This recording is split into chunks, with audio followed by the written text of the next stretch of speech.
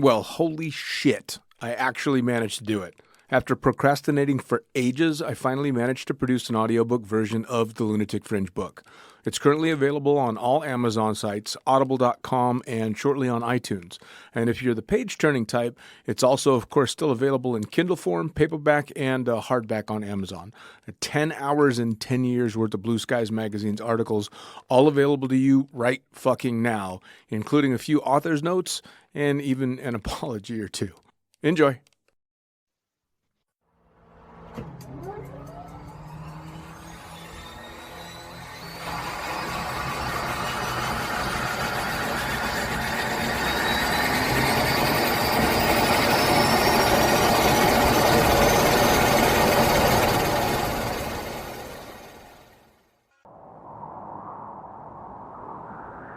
In a world. Mate, hold up. We said we're done with the serious intros. Who said? Well, we did. I don't remember that. Well, I said it, and you're me, so, you know. Well, I don't care. In a world. Hey, I told you.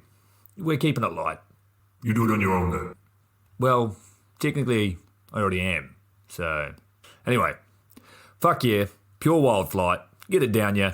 How good? Visit nzaerosports.com.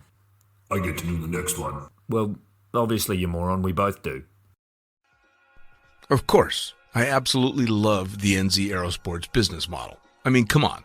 One glance at an Icarus fuck yeah sticker and you know it lines up perfectly with the fucking pilot mentality. But outside their wonderful use of colorful language and a great company vibe, there's a long list of reasons to say NZ Aerosports fuck yeah. NZ Aerosports blows me away right out of the gate as a canopy manufacturer with a bold offer. They give you 10 jumps on your brand new nylon to decide if you want to keep it, swap it out, or even return it for a refund. I mean, seriously, how incredible is that?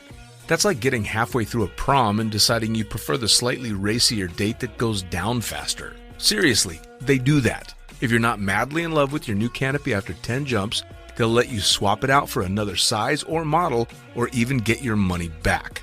And the range of canopies they've got? Man, they've got a style canopy to fit every jumper and every situation with models you know and trust, like the Sapphire 3, the perfect choice for the beginner or intermediate canopy pilot. The Crossfire 3, when you're ready to kick it up that elliptical notch.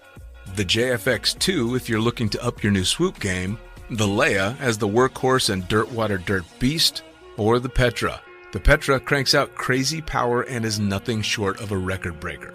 But hey, it's not always about speed either. Take the Kraken. Built as a low pack volume canopy specifically with wingsuiting in mind, she gives you all the performance you're looking for with the reliability you need that'll have you itching for that next formation, rodeo, or puffy cloud. So the equipment is top of the line kick-ass stuff as you already know, but how about the team? Well, the customer service gang is there to sort you out whenever you need them. Maddie and Beto are always there to help with Jen holding the reins. They're available for you at sales@nzaerosports.com, and they've got a kick-ass live chat tool on the website if you're wanting to hit someone up right away. These are the crew you're going to want to talk to get those custom orders in. With the stock nylon, once you know what you want, they'll have that shit on a FedEx truck as soon as the credit card machine says approved and get you in the air in no time. For your custom orders, you'll be able to get a time frame for building and shipping when you design it, so get to it. And demos. They've got demos in the US available from their partner Rock Sky Market. The whole US demo fleet is there with Sapphire 3, Crossfire 3, Kraken, JFX2, and Leia canopies in a range of sizes. They also offer student and tandem demos in the US. Bottom line, every step of the way, NZ Aerosports is there to get you what you need, and I personally couldn't be happier to be teamed up with them here on Lunatic Fringe.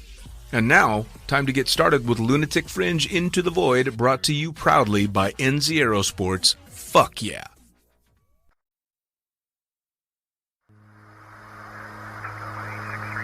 Coming straight from the cockpit, it's another episode of Lunatic Fringe with the fucking pilot.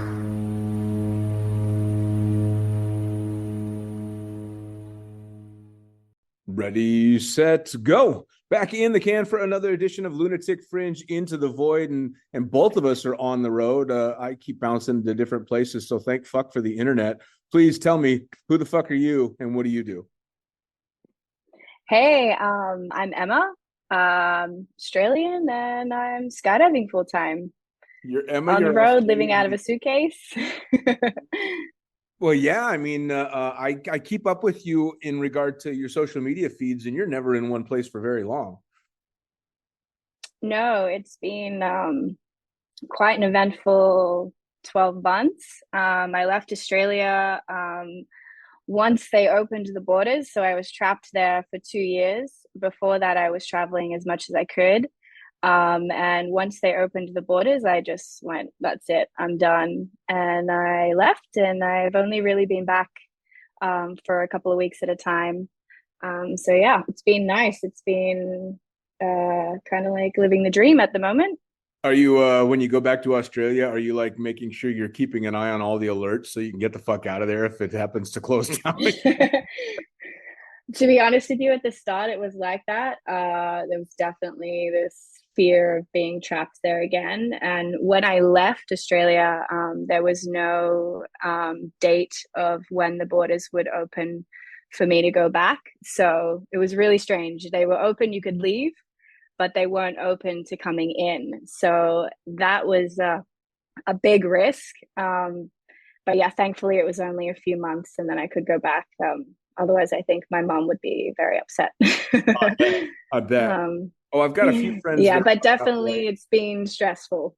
Sure. I mean, I've got a few friends that are out that way. One who jumps out in Perth, and he was telling me about the restrictions as they were getting pretty heavy. And he's like, it's insane. We can't do anything. You can't even cross the country. Yeah, we were stuck within WA, the West Coast, for 2 years, which, to be honest with you, was okay. We could basically do anything in the state except leave. So really, you were kind of stuck in a bubble, and I could skydive and fly and everything every day. I just couldn't see any friends or family anywhere else in the world, let alone the other side of Australia, which was really strange. So yeah, you start to get a bit claustrophobic, even if you can still do what you love every day. It's sure. I'm the type of person that likes to have change and be constantly on the moves. So for me, it was really difficult. I can understand the lockdown and not letting people in, but I don't understand not letting people out. Yeah, it was strange. It was really strange. I think they were just worried that people would get stuck and then ask the embassies for support, and they just couldn't provide that support or weren't sure. Yeah, it was a strange time. I honestly, it's hard to believe that it actually happened. Right. Thank God it's over. So we'll skip past all the horrible shit and get into the fun stuff. So how did you get started in anything extreme, and then specifically in skydiving? Where did that all start for you? I've ridden like motocross and kind of always been an outdoor person. My dad bought me a little Pee-wee 50 with training wheels, so I could ride that before I could basically walk or ride a push bike. But skydiving, I kind of already knew about it. My parents did a skydive when I was like an early teen, and it was definitely something that I was interested in. And I got a surprise skydive for my 18th birthday, and I didn't actually realize that it was a sport. So everything that I had seen around skydiving was that it was just tandems. When I went, it was just one other tandem in the plane. We landed on the beach. There was no fun jumping. So I didn't actually realize until, my probably third or fourth tandem that it was actually a real thing, that I could do it on my own. And I didn't have to keep paying this extortion amount of money to jump out of a plane. I actually decided, I was in Mexico, Puerto Escondido, and I did a tandem at sunset, and my boyfriend at the time was carving head down around me in a wingsuit, and we landed on the beach, and I was just like, that's it, like I need to do this. I did my AFF and started in the tunnel and never looked back. So you're doing a tandem in Puerto Escondido with a wingsuit carving. Sounds like you were kind of already in it even at that point, right? Yeah, I guess so. Yeah. Yeah. I mean, because Puerto Escondido, that's kind of a skydivers know about that spot. I mean, that's pretty Yeah. iconic in that part of the world. But outside of skydiving, I don't know.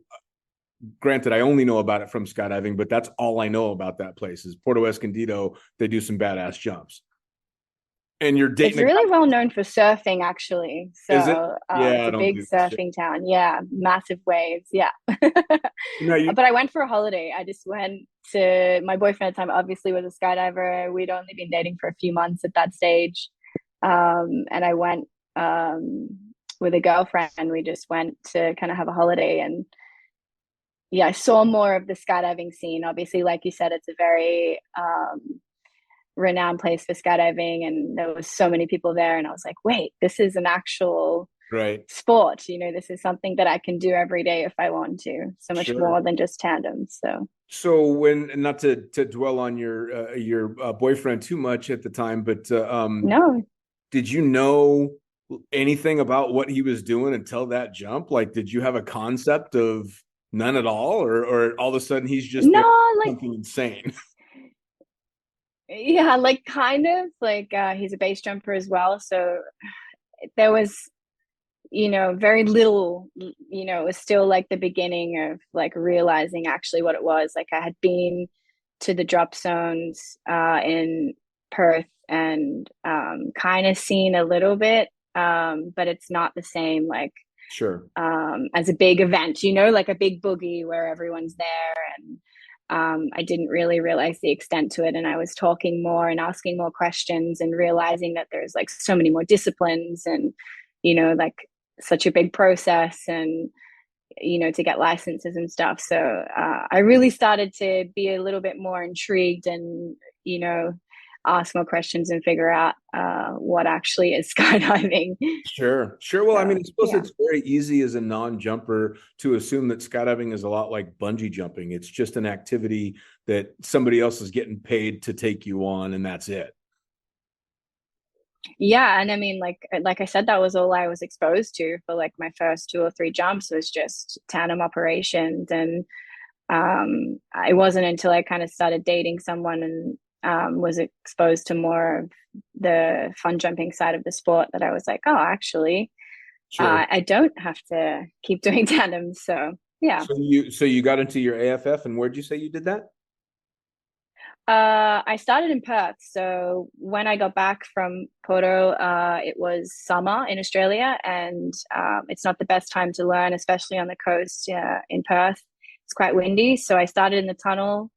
I did like an hour and a half, and then did my AFF once autumn had come around. So yeah, everything kind of started in Perth. Now, how did the course go for you? Did you fall into it pretty easily, or were there tough parts, or was it all pretty smooth? I was pretty confident with the flying side of things. I obviously had a fair bit of time in the tunnel, so the flying I found quite easy. It all was just a little overwhelming. I would get down and I would not remember a single thing that happened. Yeah. Um, and I think that happened for, maybe 20 to 30 plus jumps. I felt quite anxious in the plane as well. I remember like, mentally like having to talk myself through, being okay with jumping out of a plane. The canopy stuff, I was actually naturally pretty good at that as well. I was off the radio within like two jumps and I was freaking out like, are you sure? Like, like you've been perfect, like go for it. We're still here, but you don't need us. But canopy was probably one of the hardest parts for me, being such a light, small female, and being on such large canopies. It was always, tricky with conditions. Sure. The conditions can change so quickly. Like, you go up in the plane and it's totally fine, and you jump out, and then next minute there's, 20 plus knot winds and going backwards. So yeah, for sure. I think the flying side of things, I was very dedicated. So for me, was always watching videos, always training in the tunnel, and I didn't necessarily find it easy, but I was just very body aware. I'd done a lot of kind of like yoga and different running and athletics and different sports throughout growing up. So I was very body aware. So the flying definitely came naturally to me. The canopy side has always been a little bit more challenging. Sure. And definitely frustrating when I've had to sit out because the weather is not great. So, but unfortunately, it just is what it is. I was constantly told that, it's just one of those things for you, and it's Sure. always going to be something you're going to deal with. So, Well, and starting in a place like Perth, I know can be pretty challenging from the friends of mine that have jumped there for many years, and knowing how often conditions, specifically wind, can stand down an entire operation and how quickly they can come. And it reminds me a lot of jumping in Las Vegas, because the same thing would happen in the high desert. And if you didn't get good at jumping in sketchy conditions, you didn't jump. So you're kind of forced to get better quite quickly when you find yourself in a situation where you just jumped out and it was no wind and now you're getting your ass kicked. So you get good pretty quick. Yeah, exactly. Learning how to disconnect an RSL and cut away if need be, if I'm getting dragged along the ground backwards. So Yep. those things that at 50 jumps, you're kind of, learning things that not most people have to deal with. So Sure. yeah, it's been good. Like, I'm definitely grateful for the experiences, and like you said, it makes you a better canopy pilot in a lot of ways, because you either jump or you don't jump. Sure. If you don't jump in it, then you're not jumping at all. So like we can be winded out, 30 knot winds by 11 o'clock. Yeah. So it's kind of it's just, it is what it is. How'd you get past the nerves in the aircraft? I was thinking, I think I used a lot of like meditation and like mindfulness strategies. Also just remembering how much I loved it. Like, once I got out, I was totally fine, but it was just this kind of, fear in the plane. And I just tried to focus on what I was there to do. And yeah, it's strange. Like, I look back now and I'm like, oh, there's no, like, not even a second thought. But Right. I definitely remember the days where I was like, what am I doing? Like, and then I'm like, yeah, but I really like this. That's why I'm here, And so it's just that. Well, and I think we all experience that in life. There's lots of times where I've had that going to a job interview, and it's that same feeling, where you're like, oh my God, why am I here? But you really want the job or whatever it is, So it's just, I think I remembered, that it was just a life experience. And it was just like, if you want to do this, then you've got to overcome this fear. And that you love it once you're in the air and once you're under canopy. So it's just like getting out the door. Skydivers can be so weird like that, because you're right. I mean, I was the same way. I had a place on the highway that I could turn around and not feel bad about myself. But I drove past that point, I had to get on the plane, and you're in the plane just going, why the fuck am I doing this? And where most people would freak out is leaving the airplane. And that's where a real skydiver gets relief. Once they're out of the plane, all the worries go away. And that's where people that don't jump are like, fuck you. That's where I'm scared. So it's really weird how we're wired like that. I mean, and you're just kicking your ass going, I can't believe I'm doing this. This is just stupid. Yeah. But it's fun. Yeah. But, there's something addictive about it. And yeah, it's fun. And I found it very meditative, like getting out, and nothing else mattered. Like, there was nothing else I was thinking about, but I was so present in that moment, and I really craved that, so, and just the friendships and the it turns the volume down on everything else dramatically. Like, nothing else matters quite as much. That buzz. No, exactly. And it can last quite a while too. I mean, I would maybe get one or two jumps in a week, but that whole week I was pretty chill. After a week, you start getting edgy again. So, Yeah, no, exactly, what exactly. what did the family think of your starting skydiving? My family have always been super supportive. They don't necessarily understand it, but we're a very close family. Everybody knows everything, and we share a lot. And they definitely know what type of person I am. I'm a little bit more outside of the box and going against the grain, and I can't sit still. So I don't think it was a surprise. But yeah, they definitely don't necessarily want to do it themselves. But they are supporting me 100%, and they see how happy it makes me, and see what I get out of it. So yeah, they're all for it. Nice, nice. Now, was there a plan before skydiving? Like, was there something you were going to be when you grew up before you jumped? I I was a proper adult. I'm actually a school teacher. So I Seriously? have been working, yeah, I've been working in education for 15 years. And I love it. I love teaching. I love helping people grow and develop. And it's yeah, that was my dream job, and I was doing it. So yeah, I was full adult, houses and pets and all the things. But yeah, so skydiving just absolutely derailed the life that I was on, the path that I was on. So It can do that, right? I mean, I've yeah. talked to so many different people that had all these high-powered careers and have done these amazing things and proper PhDs and people on their way to being full-blown doctors or, right on Wall Street, and they got bit by the bug, and next thing you know, they're living in a trailer behind the tiki bar just trying to crank out the jumps. Yeah, that was basically me.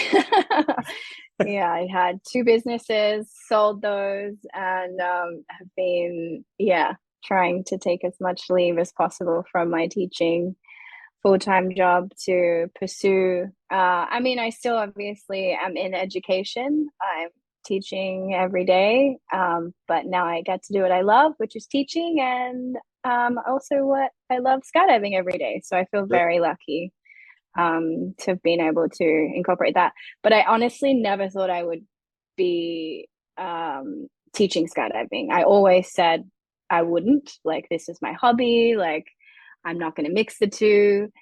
Um, but I just fell into it. It just developed and it just happened. And here I am. I'm like, how did this happen? How did it Um, happen for you? I but mean, I guess, was there a conscious decision where you said, "All right, this is it. I'm going to go 110% in this," or did you just get corralled into coaching and then it kind of creeped up on you? yeah, it kind of just developed naturally. You know, I actually, most of my skydives before I started coaching were just two ways. I loved two ways, and then you find yourself being one of the more experienced people, and leading others and getting asked questions at the drop zone. And in Australia, we have different ratings. So, like, sub licenses to free fly. So, if you want to fly head up or head down, you need to have it's called a crest. So, it's like a sub license. And to obtain that, you need to be signed off by a free fly coach. And there wasn't really many free fly coaches, and there was lots of my friends and people I knew that wanted to get this rating, and obviously I wanted to fly with as many people as possible. So I ended up getting this free fly coach rating, and then it just kind of took off from there. And then a lot of people were watching my flying on Instagram, and I had some people ask me to coach them and to come and do some events actually in Dubai. And that's sort of really where it started to take off more internationally. And before that, obviously, I was stuck in Australia anyway. But yeah, that's kind of how it started. It was definitely not planned and just kind of naturally grew, which is nice. Well, and I mean, really, when you think about it, the fact that you can segue jumping out of airplanes into a career that takes you around the world is pretty fucking cool. And that kind of when I looked at it, like once it was developing like that, and it kind of like when I got to Dubai and I started getting asked more and more to coach, I had actually planned to only be into Dubai for a couple of, actually like a month. And then I was heading over to South America. But I just kept getting booked out and asked, and I was like, wow, hang on a minute. Like, I can really like do what I love every day and travel as much as I want. And yeah, it's just, I kind of had that realization then. I was like, oh, wow, like this is exactly kind of what I want. I want to travel. I've always been wanting to see as much as the world as possible and can't really sit still. And then getting to skydive every day is a bonus as well. And getting to teach and be a part of people's learning journey is, really special. So. Sure. How much did your experience with education help in transitioning to teaching skydivers? I think a lot. I think there's a big difference between being a good flyer and being a good coach or teacher. They're two completely different skills. Just because you're a good flyer doesn't mean that you can coach or that you understand how people learn and how to deliver the education. So for me, like I could see it from a different point of view than I think most people do. And maybe that's why I progressed as quickly as I did, because I could put on my teaching hat and go, okay, how would I like, how would I teach this? How can this be taught and learned in a different way, or the quickest way? Sure. Like, what is this person trying to explain to me? Well, and it's so yeah, I think it's a psychology game with each student, though, too, right? Because you've got to 100%. read that student and figure out what way is going to get that information into their head where it sticks. Because I don't know anybody that learns the same way. Everyone has their little tweaks that you need to be able to read and apply. And it can be a much more of a challenge than the actual jumping. 100%. And a lot of the time, I meet someone for the first time, the morning of, and maybe we do like 6 to 8 jumps, and you're really on the fly, like trying to figure out who they are, and everyone's goals are different too. Like, they don't necessarily want to be the best flyer. Like they just want to be able to fly with their friends safely or whatever it is. So, finding out what their purpose is and what they want to achieve, and then, starting to kind of figure out how they learn and take things in. And yeah, it's difficult. You're doing this within the space of a few hours and such a short amount of time with that person. So yeah, it's a challenge. I quite enjoy it. And the psychology behind it is crazy. And even like for my own development, I know like I'm very hard on myself, but that motivates me as well. But yeah, I feel like the less pressure and expectations you can put on yourself once you go to that moment of learning, the better. Before that, when you're, debriefing, I'm quite hard on myself, and I obviously want to, improve and be better. But I think like once you get to that moment, either you're getting in the tunnel or going for a skydive, it's just like, okay, I'm just going to have fun. And if I achieve what I want to achieve, then that's great. And if I don't, it's all good. It's always tomorrow. So sure, definitely, I think the key is like the mental side of it, and being in tune with how you are mentally. Oh yeah, big part of learning. The big challenges and the big upsides to instructing were getting really good at playing what I like to call 60-second psychologist. You've got to, as a longtime tandem instructor, I've got to read this person in about a minute or two and figure out how I'm going to keep this person calm and not kill me. And then AFF side of things, the huge benefit was finding out how much I was learning because I was having to break things down in a much more simplified manner to somebody that doesn't have a clue what I'm talking about. And you learn so much more about your own flying and what you're doing, which are things that we never usually think about. I mean, when's the last time somebody explained clearly and concisely how to make a 360? It's very difficult. You know, you have to break it Yeah. down. It makes Yeah. sense to somebody that doesn't have any base for that. So that can be a lot of fun too. No, 100%. And that's the thing. It's like being a good learner and being a good teacher are two different things.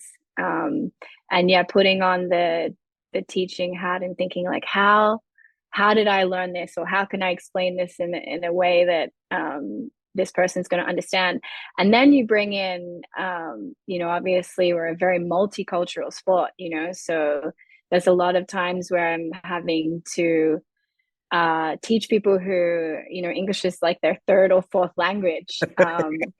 So having visual things to help that, and I like to have little dolls that I use and videos and things. But yeah, it's a challenge, and I really enjoy it. The language barrier is something that a lot of jumpers don't take into consideration, because what you're doing is kind of even outside the norm for a lot of skydivers, in that you're traveling all around the world. And then you go to some place like Dubai, where every culture comes to Dubai, and you're going to meet someone from literally every corner of the planet at that desert drop zone. And you've got to be good at communicating without necessarily having a proper conversation. And that's a whole new talent. Exactly. And maybe that person isn't necessarily a visual learner either. So, there's a challenge in itself. So yeah, it's you're right. Dubai is a mecca for everyone to come and skydive, and there's so many different nationalities here, which is pretty special. But yeah, it's definitely one challenge with coaching and skydiving, and like you said, everyone learns differently. So we just got to take it day by day and person by person. And I just think if, it's all about remembering like why you're here. Like, what's the purpose of, being here? We all love this sport and we want to have fun. So at the end of the day, it's trying not to make it too serious, and just trying to get a smile on my students' faces. Sure. Well, I mean, that's the big thing, right? Because we've all seen the slightly worn out, kind of bitter AFF instructor that gets mad at their students because their students can't do something that they've never done before that they consider simple. And that was always the thing for me, is I can't get mad at somebody for not being able to do something they don't know how to do. That's what I'm here to teach them for. And that's when it's time to take a step back and go, oh, wait a second. So it's good that you're it sounds like you're constantly checking yourself and making sure you're doing it for the right reasons. For sure. And I think obviously maybe I have a little bit more experience and patience. I've worked with children for quite a long time. And you're literally teaching them. I mean, what's harder? I get asked all the time, what's harder? The kids are us, and the adults. And I'm like, honestly, the adults, it's like herding cats sometimes. I'm like, do you guys want to be here? Do you want to skydive? But like you said, we have a short attention span, and it's just pretty funny. But yeah, I think my patience is a bit I don't know. I haven't been doing it for as long as most, but my patience is definitely a lot stronger than maybe most people. Yeah, I mean, once you've been in it a few years, the patience starts to wear down a little bit. I actually, my patience started to erode quite quickly once I was flying the plane and not jumping, because when you're sitting up front, it's very black and white. I'm supposed to go up and down really fast, and the only thing that's slowing that down is the fucking cats that won't get in the back of the goddamn plane. So it's very easy that way. So my patience went out the window by like year 2 of flying. But in jumping, I think as soon as you get out of the airplane and you have a student that finally figures out how to do something that they didn't know how to do, that light bulb coming on above their head is so infectious to watch someone the moment they realize they know how to fly. Man, that'll keep you in it forever.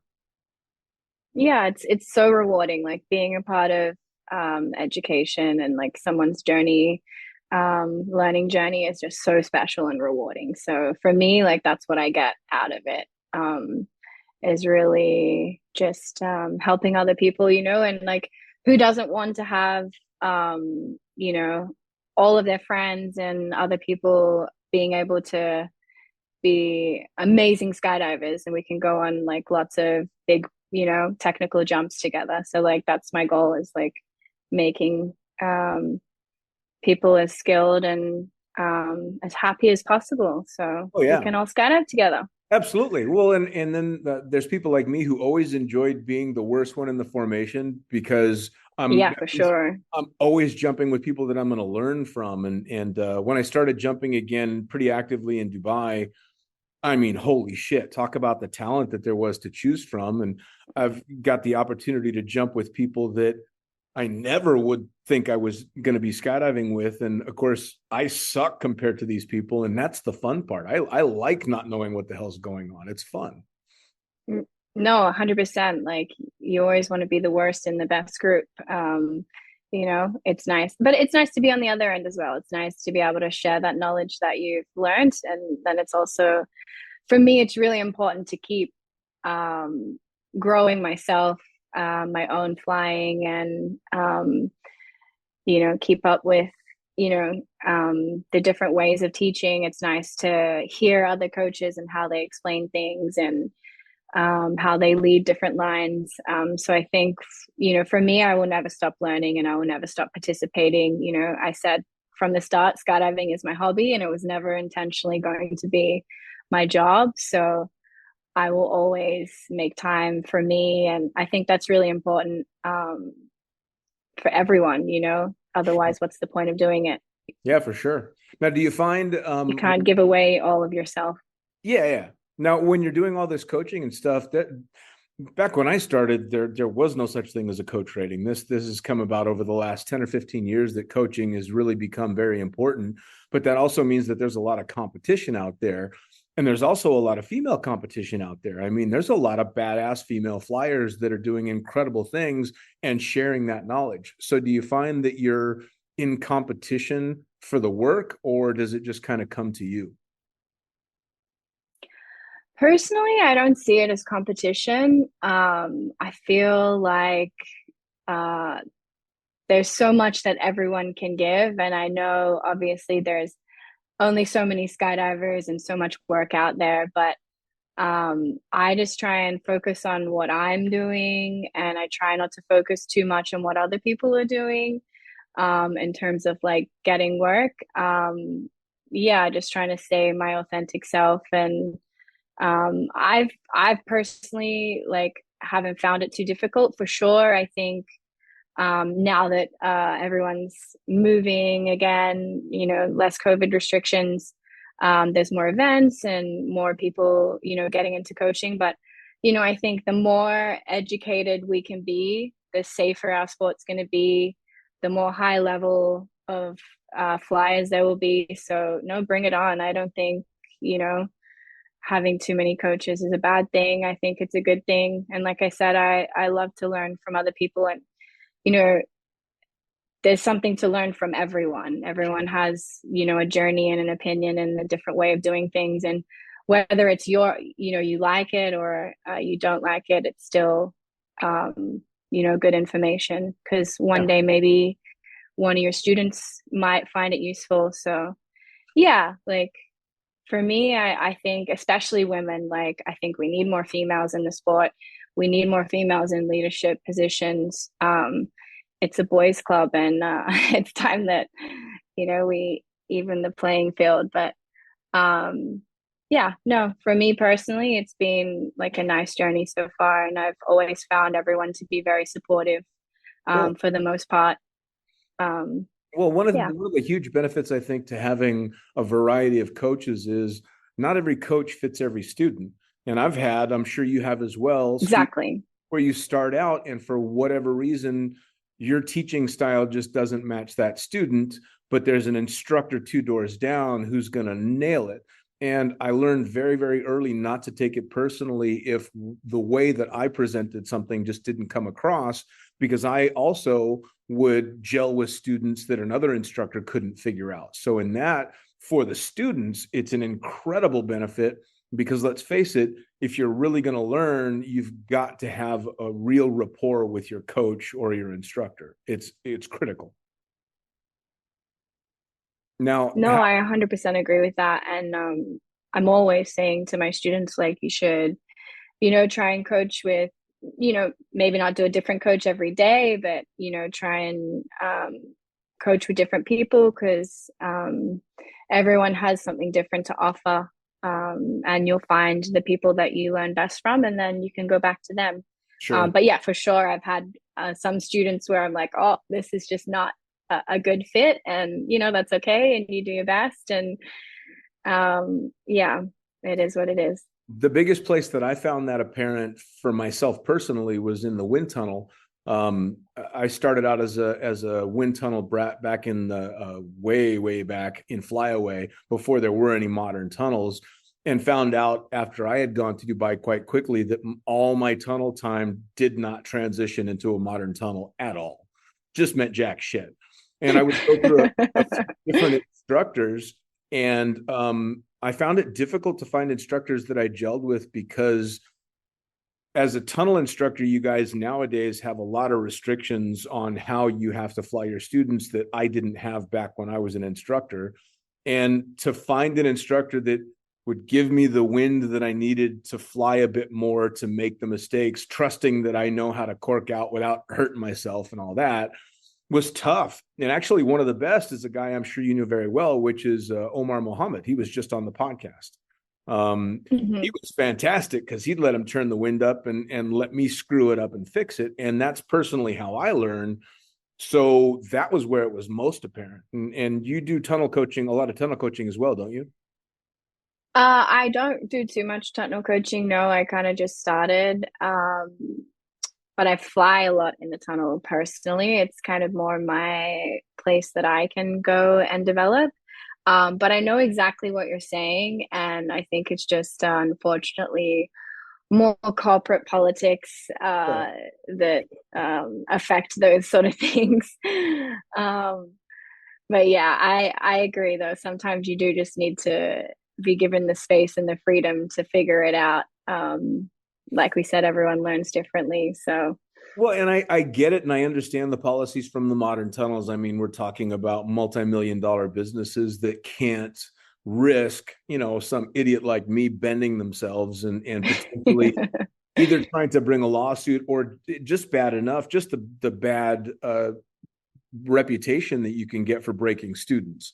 So I get it. I completely understand it. It can't be like the days it was when I was an instructor in Flyaway, where we would try and sail people up to the top net, just burbling them and doing all kinds of crazy shit that now is just way over the top. There's and no way. No, Yeah. no. I mean, I remember when the modern tunnels came out and they were saying wall to wall air, and all of us Flyaway guys are like, what? That's not fucking possible. Well, we were wrong. So, do you see? Is there any competition in your blood? Is it more about instruction and just self growth, or are you looking to go out and kick some ass? I definitely see competition in the future. It's not, honestly, I don't enjoy competing. I enjoy training. So for me, it would be just about the training aspect. Maybe one day I will like competing. I've competed a little bit in the tunnel, and a couple of times in the sky, just nationally, like domestically in Australia. But yeah, I don't know if I'll ever love it. I'm definitely going to do it. I like a challenge, and it's something. If something is scary to me, like I'm fearful of it, or if it's something that I'm struggling with, then it's kind of, I'm like a dog with a bone. I'm like, all right, you will not conquer me. I will not let you win. So yeah, it's definitely like a fear that I want to overcome. And I think that's just the mental side of things. So yeah, once I can let go of the expectations and enjoy the journey, Sure. then yeah. What would be your But yeah, let's see. I what would do be either your free fly or freestyle. nice? Yeah, either free fly or freestyle. I think either one. I've like the past year actually I've been talking and trying to find some teammates, and yeah, there's definitely potential on the horizon. So yeah, let's see. Nice. Got a little scoop there, did we? That's cool. So, especially with as much of your background being dealing with students and coaching and all that, one of the groups that I work with quite a lot is a Facebook group called the Beginner Skydiving Forum. And believe it or not, there's actually more members on that group than there are USPA members. I think there's 52,000 Nice. members on this page. And a lot of people they seem to be floundering a little bit on how to get started and how to kind of focus themselves. And so I always ask people, especially instructors and coaches, what kind of tips and tricks and advice they give to either people that are thinking about jumping or newer jumpers looking for a bit of direction. Yeah, it's very overwhelming. I remember, when I first started, and there was just so many disciplines and so many opinions and so many different ways of doing things. Do you do the tunnel? Do you not do the tunnel? But yeah, I think they really like my advice is just to like think about why you're doing it. Like, what is the purpose? Do you want to compete? Do you want to just do, it with friends? Is it just a weekend thing? Is it an everyday thing? Do you want to work in it? And once you kind of have a bit of a purpose, then you can find that direction. And I think like just take it day by day, like break your goals down. I think the biggest thing that I find with students is, they have less than 100 jumps and they're like, why can't I fly head down? And I'm like, you're a baby. Like, you cannot walk right now. You can barely crawl. So I think it's like, enjoy the journey, kind of like be present, and yeah, remember how far you've come. And we've all been there. We've all been on the same journey, frustrated, and like, yeah, wanting to obviously be better. So, but yeah, I think the first thing is just like find your purpose, your goal, and then enjoy the journey. Just Sure. take it day by day. It's funny how perspective changes, because I remember, especially when I started, God, 27 years ago, somebody with a couple hundred jumps or, oh my God, 1,000 jumps, that person was a fucking god. Like you couldn't conceive of 1,000 skydives was just too past a reality. You just couldn't cope with it. And now somebody with hits their 10,000th and then you're like, yeah, congrats, man. That's cool. It's just that's Yeah. I think has changed over the years too, is jump numbers come so much faster, or at least they seem to come so much faster to people, because the people that are really motivated find themselves in positions either like you or gravitate towards operations where they can really jump their asses off. And I mean, man, oh man, I mean, 20, 30,000 jumps is not unheard of anymore. So you talk to that person that's pissed at 100 jumps, but that person with 100 jumps in 5 hours of tunnel is probably going to outfly me, and I got 12,000 jumps. So the skill level's gone Yeah, up this too. is it. Yeah. No, 100%. And I think that's the other thing, like another piece of advice, and what I try to live by is just like focus on yourself, like where are you at and what do you want, and don't worry about anyone else. Everyone's on their own journey and you can't compare. So yeah, whether you've got 10,000 or 100 jumps, it doesn't really matter as long as you're having fun. Absolutely. That was one of the luckiest things that ever happened to me in the sport. Was I learned quite early that I had almost no expectations for it, and I was just having a good time, and I never needed to be the best of anything in skydiving, just as long as I was safe and enjoying myself and safe with everybody else. So I was lucky in that respect. Yeah, Competitions, that's an awesome place to be. yeah, Yeah, it was just for fun. Yeah. I never had to be the top of the charts, and I've said it a billion times on the podcast. Nobody ever wanted to watch me swoop a canopy or do anything like that. So, what's Yeah. on the No, calendar? it's sometimes, Oh, please, oh, sorry. please go ahead. No, it's just like sometimes you forget, and it's easy to be overwhelmed, and especially now with social media, and Oh, um there's so much to compare, and yeah, it's easy to lose sight of like your own goals and purpose, and sure. not get disheartened, you know. Actually, you bring up a good point because I know you've got a pretty decent social media presence. And I've seen a lot of your jumping and stuff on social media. What do you think social media, how do you think it's impacting the sport? Because it definitely is. Yeah, it's impacting it greatly. I think the possibilities uh, are huge, and just being able to see what everyone is doing. It's kind of, I think, um, fast tracking progression. People are exposed to, um, yeah, so many different things that they might not necessarily have seen in the past, and it's kind of um, almost like a tit for tat. It's like, okay, they did this, I'm going to try it this way, and I feel like it's really like um, we're being more innovative, because maybe for a few years it got a bit stale where there wasn't many new things happening, and now it just seems like there's like something new happening every week, and I'm like, what, like, how did you even think of that?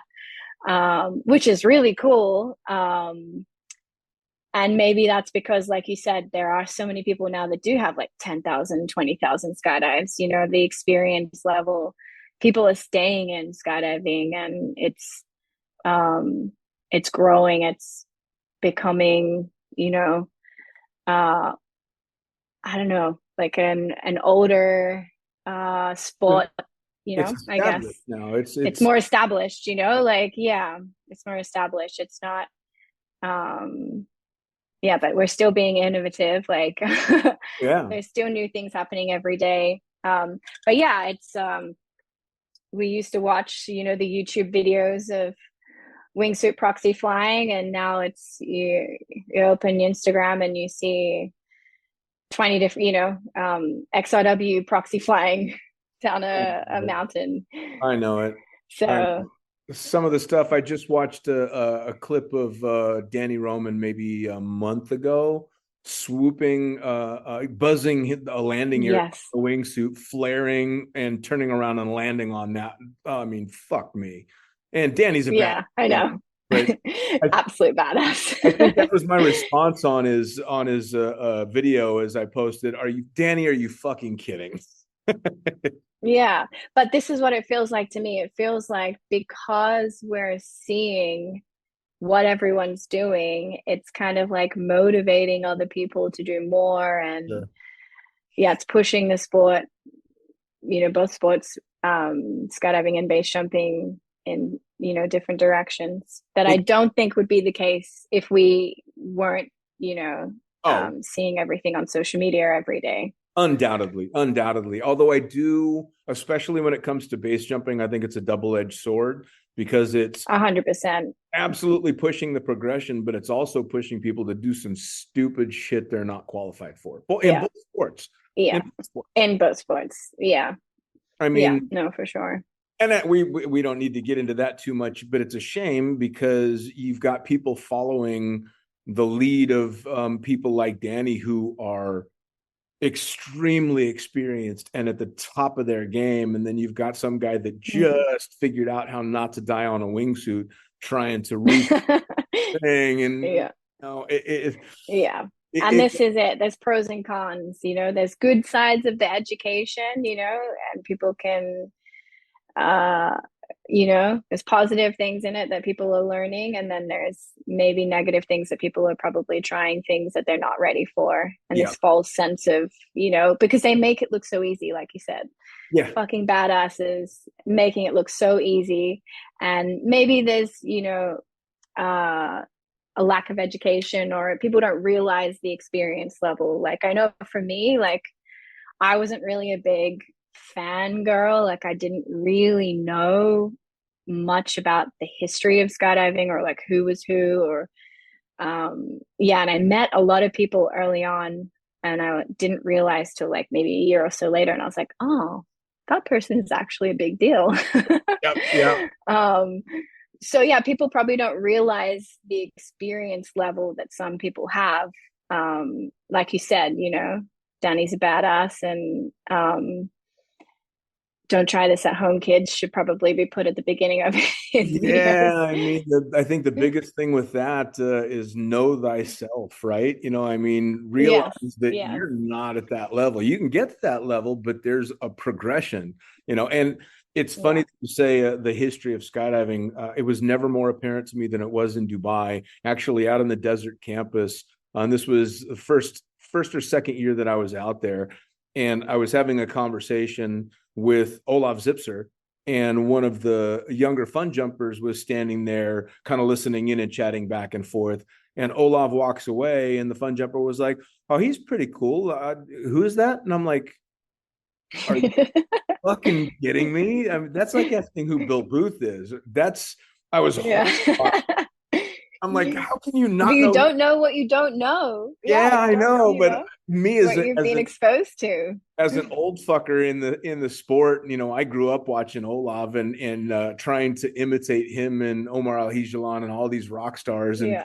so to have somebody go, who's the old gray haired guy? He was kind of cool. I'm like, oh fuck no, that's Olav. And I then would have been that person. I would have been that person. Yeah, I was terrible. I had no idea. Like I said, I didn't know skydiving was a thing. So sure, for me, it was like it developed as I started skydiving. And then sure. even now, like I still have moments where I'm like, who's that? And people are like, are you serious? Well, and I'm sure the other thing that you'll agree with that's the coolest thing about skydiving is it's so inclusive in that even if you know 100%. who those people are, I have yet to meet a jumper of Olav's caliber these days that isn't happy to give a little bit of time to sit and chat with people or give a tip or a little bit of advice. I mean, it's incredible who you get to rub shoulders with in this sport. I mean, for lack of a better word, heroes in the sport that no one outside of skydiving will ever know who they are. But to us, I mean, they're fucking rock stars, but they're also friends, which is so cool.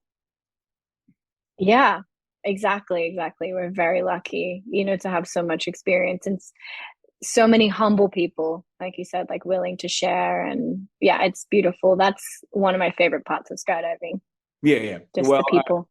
I talked to a friend who had recently hung up skydiving for his kids.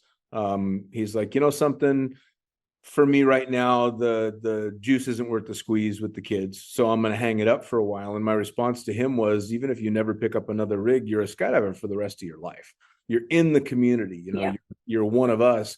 And that's really cool to know, especially for somebody like me getting towards the end of the career where I'm not going to do nearly the jumping that I did, but to know that I'll always be a part of that community is really amazing.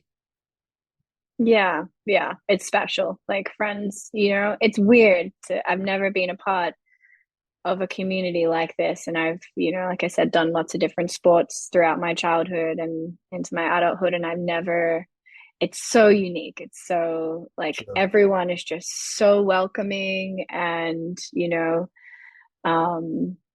yeah, it's just crazy to think that all of us misfits are in this together. And Yeah, you've got a sofa anywhere in the world, which is pretty cool. literally, Yeah. yeah, that's the coolest thing. And people you've never met, even, and that's also another crazy thing with social media. Like I have people contacting me, and you almost create these friendships with people that you've never met, and then you go meet them somewhere, you actually meet them face to face, and it's like you've known each other forever, and you've Yep. never actually met, and that's really special as well. That I guess social media allows for that. Yeah, for all its downsides, social media keeps Scott Evers connected in a way that I don't think it does for a lot of communities. And for as much as I'll bitch and moan about Facebook or Instagram, I have been able to maintain friendships much closer than I ever would have, and kept in touch with people that I never would have seen again, simply because of it. So for that, I can never bitch too much about social media because it keeps me connected. For sure, for sure. And it, like we said, there's pros and cons, but I think for the most part, there's a lot of good. Oh yeah. So what's on the calendar is as we're through or into January and coming up on the season? Where are you going to be off to?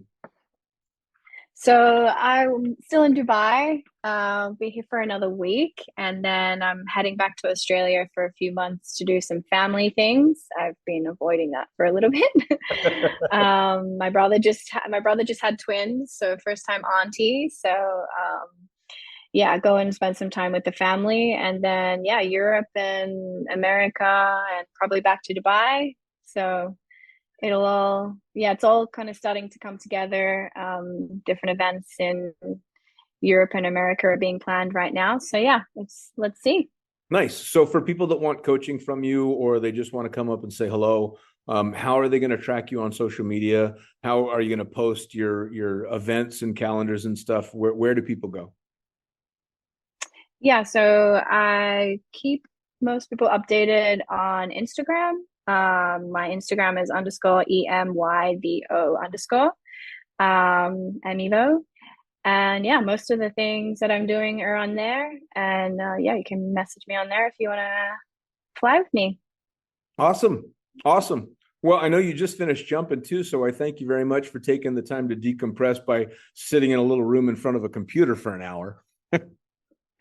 No worries. Yeah, it's hard to sit still for this long, but you're worth it. That's why I keep them at about an hour, because that's about all we can have, right? Well, Yeah. I thank you so much for the time. It was a blast catching up to you. I'm looking forward to seeing what potential competition and team stuff might be in your future, and to see where it all goes. Thank you. Thanks for having me. Yeah, absolutely. You take care. And there you have it. Another episode of Lunatic Fringe Into the Void, brought to you as always by, and say it with me, fuck yeah, NZ Aerosports. Head to nzaerosports.com. By Pussfoot. That's right, head to pussfoot.com, the extreme sports collective, and check out everything they've got to offer. By summitparachutesystems.com. Jarrett Martin and the family cranking out amazing pilot rigs, as well as incredible rigging courses. And now joining the Lunatic team, it's the one and only Tony Suits. You know him, you love him. Head to tonysuit.com. Check out all the amazing standards, as well as the new incredible signature line they've got going on. And as for us, the Lunatic Fringe is now on YouTube. That's right, you're going to have the chance to put faces to the audio by heading to youtube.com and looking up the Lunatic Fringe podcast. It's easy. Hit the like button, hit the subscribe button, check out all the amazing videos from the previous guests that we've had, as well as new and upcoming interviews on video. As always, I am the fucking pilot. Head to thefuckingpilot.net or theprincesspilot.com. Thanks for joining. We'll see you next time around.